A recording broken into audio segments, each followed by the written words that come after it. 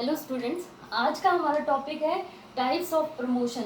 इससे पहले की वीडियो में हमने इसके मीनिंग के बारे में और इसके क्या क्या पर्पसेस होते हैं उनके बारे में पढ़ा था। तो आज का हमारा जो टॉपिक है वो है इसके टाइप्स कौन कौन से होते हैं।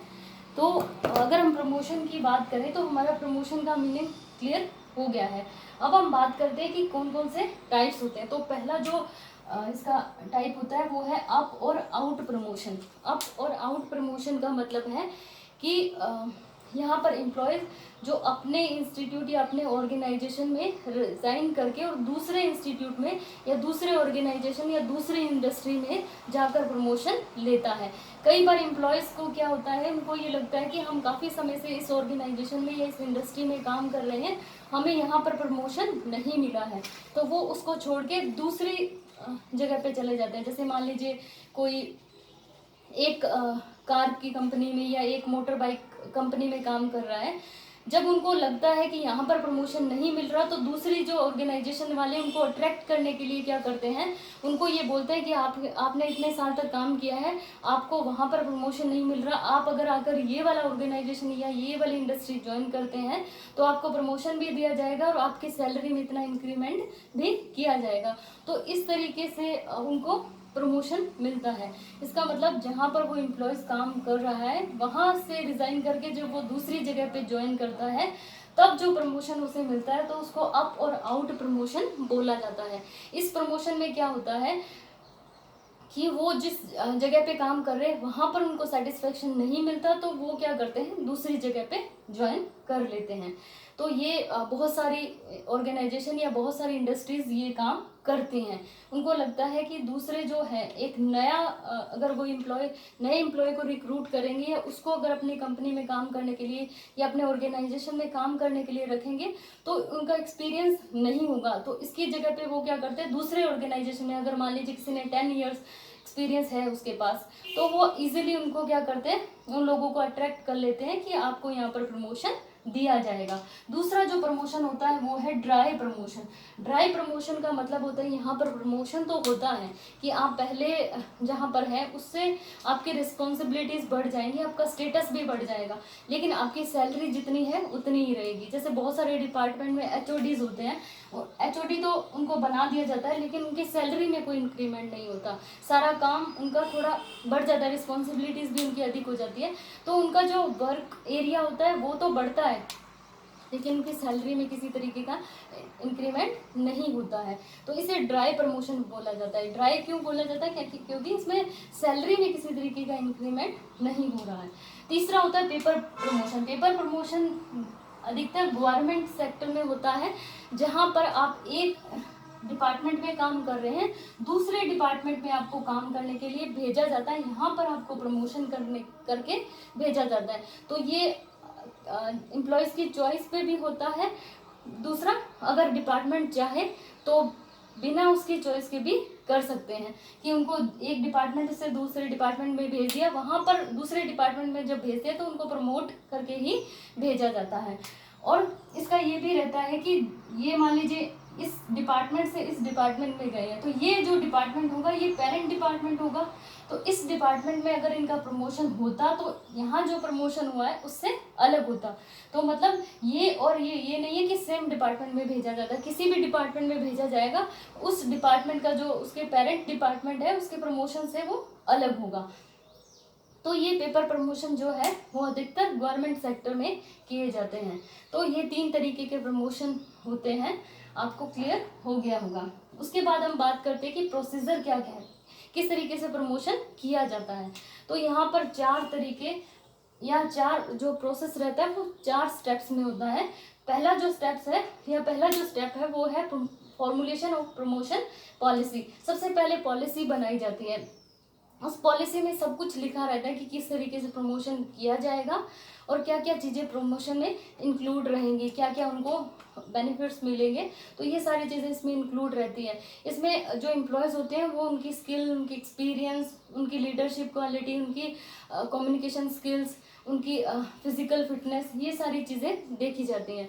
दूसरा, जो प्रमोशन के लिए एक ऑर्गेनाइजेशन बना हुआ है उसमें उसकी जो बहुत सारी मतलब उसमें जो बहुत सारी सिफारिशें होती है वो भी इसमें इंक्लूड रहती है कि जो प्रमोशन सिस्टम है वो बिल्कुल क्लियर होना चाहिए, और जो ये प्रमोशन है ये परमानेंट नहीं होगा। कहने का मतलब ट्रायल पीरियड पे होता है। ये जो जितने भी प्रमोशन किए जाएंगे पहले ट्रायल पीरियड पे होंगे। जैसे मान लीजिए ट्रायल पीरियड 1 साल या 2 साल का, जितना भी वो उस ऑर्गेनाइजेशन का सिस्टम है, तो एक ट्रायल पीरियड रहेगा। उस ट्रायल पीरियड में अगर उनकी सर्विस सेटिस्फाइड रहती है तो उनको आगे प्रमोशन तो दे दिया जाता है, उनको सैलरी भी उस हिसाब से मिलने लग जाती है, स्टेटस भी उनका बढ़ जाता है, रिस्पॉन्सिबिलिटीज ये सारी चीज़ें बढ़ जाती हैं। लेकिन अगर उनकी सर्विस सेटिस्फाइड हुई तो उनको आगे कंटिन्यू रखा जाएगा। अगर उनको लगेगा कि नहीं, उनकी सर्विस से वो सेटिस्फाइड नहीं होंगे, तो वापस उनको पीछे रिवर्ट कर दिया जाएगा, पहले की पोस्ट है उस पर भेज दिया जाता है।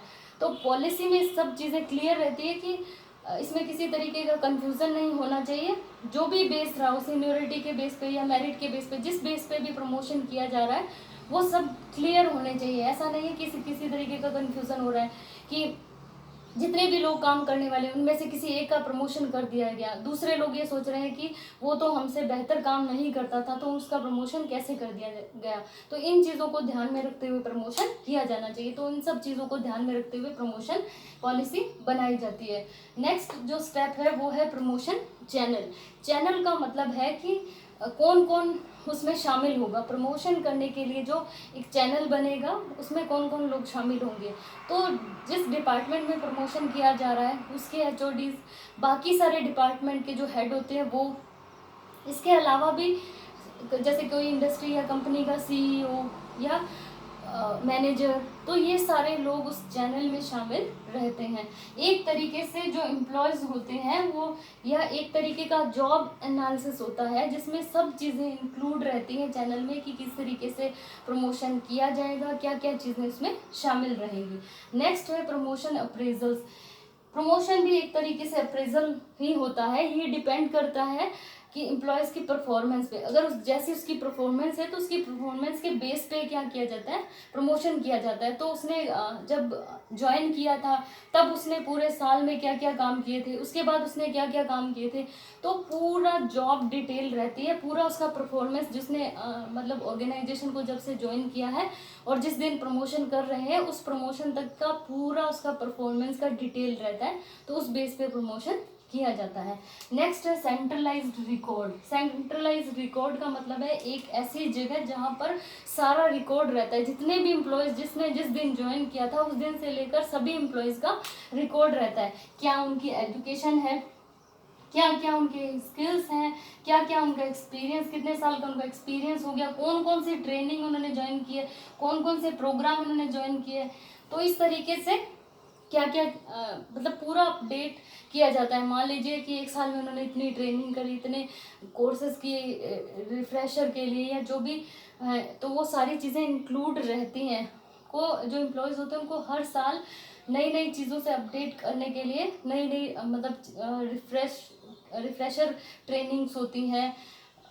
ये मतलब प्रमोशन के लिए उनको ज़रूरी होता है कि इतने आपको इस तरीके की ट्रेनिंग करनी है, तो कितनी उन्होंने ट्रेनिंग करी है, किस तरीके के उन्होंने कोर्सेज जो है वो अटेंड किए हैं। तो इस तरीके से उनका पूरा रिकॉर्ड रहता है सभी एम्प्लॉयज़ का, तो उससे सेंट्रलाइज्ड रिकॉर्ड बोला जाता है। तो ये 4 स्टेप्स रहते हैं, तो उनके रिकॉर्ड के बेस पर उनका प्रमोशन किया जाता है।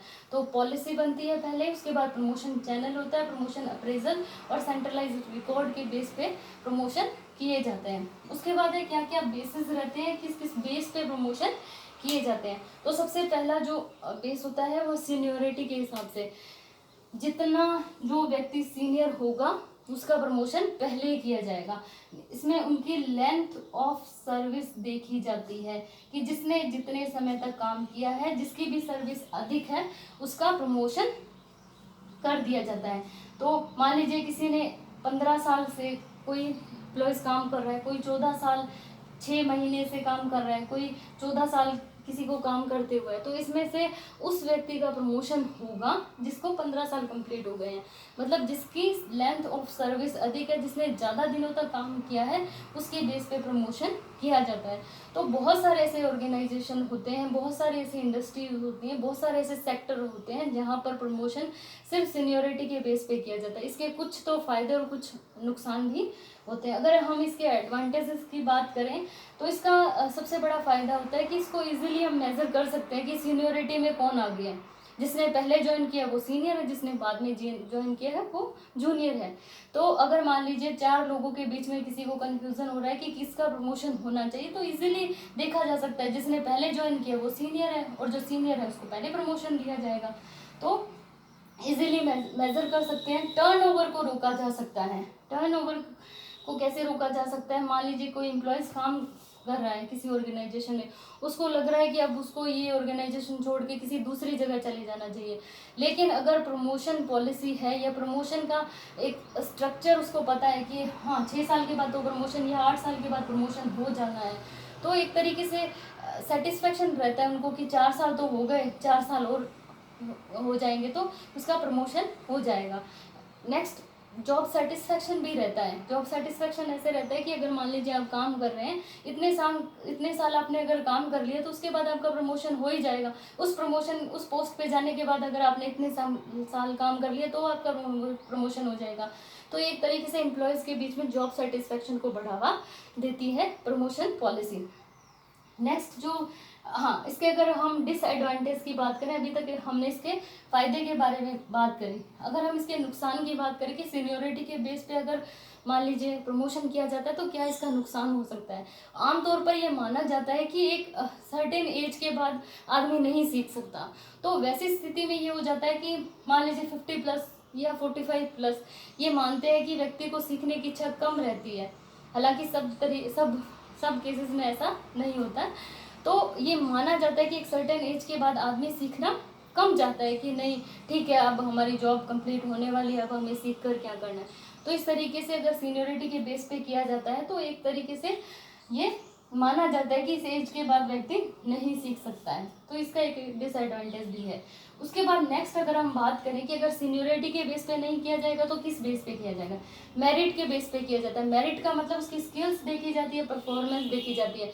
जिस व्यक्ति ने जितना अच्छा काम किया है उसके आधार पर उसका प्रमोशन कर दिया जाएगा। भले ही कोई व्यक्ति 15 साल से काम कर रहा है, उसका प्रमोशन नहीं होगा। कोई किसी ने 4 साल में आते ही प्रमोशन ले लिया हो, क्यों? क्योंकि उसकी स्किल्स के आधार पर, उसके परफॉर्मेंस के आधार पर उसको प्रमोशन दिया जाता है। बहुत अच्छा परफॉर्म कर रहा है, बहुत अच्छी तरीके से काम कर रहा है, तो कंपनी या ऑर्गेनाइजेशन ये चाहती है कि वो व्यक्ति उसी कंपनी में रहे, तो उसका प्रमोशन कर दिया जाता है।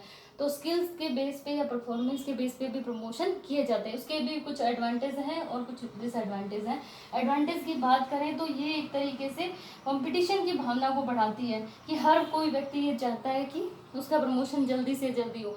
तो हर एम्प्लॉय जो है वो दूसरे एम्प्लॉयज़ की तुलना में काम अच्छा करने की कोशिश करेगा, और जब सब अच्छा काम करने की कोशिश करेंगे तो इसका फ़ायदा सबको मिलेगा। तो एक तरीके से ये अच्छा बेस है कि मेरिट के बेस पे या परफॉर्मेंस के बेस पे जब प्रमोशन किए जाते हैं तो वो एक अच्छा बेस माना जाता है। दूसरा ये, इससे क्या है, सब वो हार्ड वर्क करते हैं। क्यों? क्योंकि उनको ये लगता है कि अगर अच्छा काम करेंगे तो उनका प्रमोशन हो जाएगा। वहाँ पर टाइम बाउंड नहीं रहता कि हम भले कितना ही अच्छा काम कर लें। अगर सीनियरिटी के बेस पे करते हैं तो ये सोचते हैं कि मिलना तो 10 साल के बाद ही है प्रमोशन, तो क्यों अच्छा काम करें। तो अगर परफॉर्मेंस के बेस पे प्रमोशन मिल रहा है तो वो मेहनत करते हैं, तो इसका फ़ायदा ये रहता है। इसका नुकसान ये रहता है कि जो ओल्ड एम्प्लॉयज़ होते हैं उनको ये लगता रहता है कि जो नए आने वाले हैं वो कल आए और आज उनको प्रमोशन मिल गया, मतलब बहुत जल्दी जॉब में आते हैं उनको प्रमोशन मिल जाता है।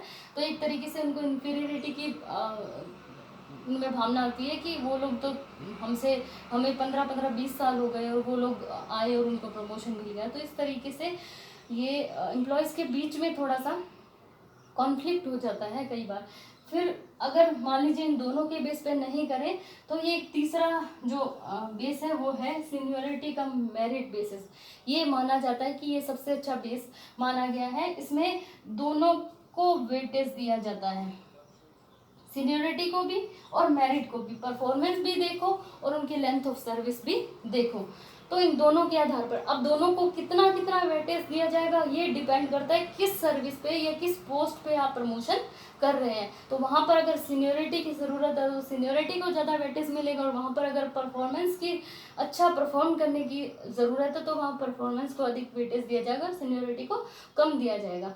तो इंडस्ट्री, कोई भी इंडस्ट्री या ऑर्गेनाइजेशन अधिकतर ये करती है कि सीनियरिटी और मेरिट दोनों के आधार पर प्रमोशन दिया जाए। तो ये इसके प्रमोशन की बेसिस है।